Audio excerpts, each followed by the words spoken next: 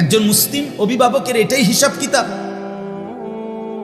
ছেলেটা নামাজ পড়ে না, ছেলের বউ পর্দা করে না, মেয়েটা পর্দা করে না, ছেলেটা পাশের রুমে সারা রাত মোবাইলে ছবি দেখে, ফজরের নামাজ কেউ পড়ে না, একজন ঘরের কেউ আল্লাহর কোরআন পড়তে জানে না। এটা কোনো কথা হইল? এটা একটা ফ্যামিলি হইল? এটা বুঝি একটা পরিবার হইল? আমার এই ঠাকুরপাড়া বাসায়, আমাদের যেখানে ঘর কুমিল্লা, ওইখানে একটা Sheikh Fazilatunnesa modern high school আছে, কারিগরি একটা স্কুল আছে, দেখছেন জানেন? ঠাকুরপাড়া জোর ফুকুরপাড়, এইখানে আমার বাসা, এখনো আছে আমাদের বাসা।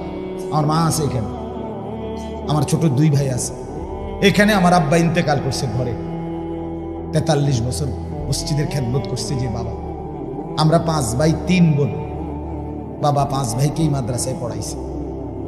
5 ভাই 3 বোন, আমাগো জিফুত নাতি নাতনি, আব্বার বাতিজা বাগিনা মিল্লা। আব্বা যখন একবারে শেষ অবস্থা, বাসায় লম্বা হয়ে আছে, শ্বাস নিচ্ছে, তখনও জীবিত।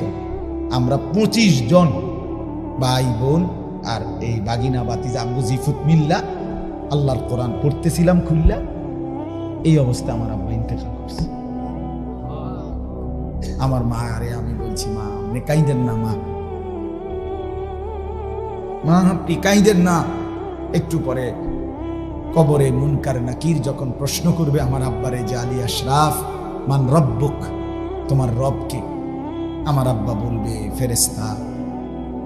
রব কে জানতে চাচ্ছ?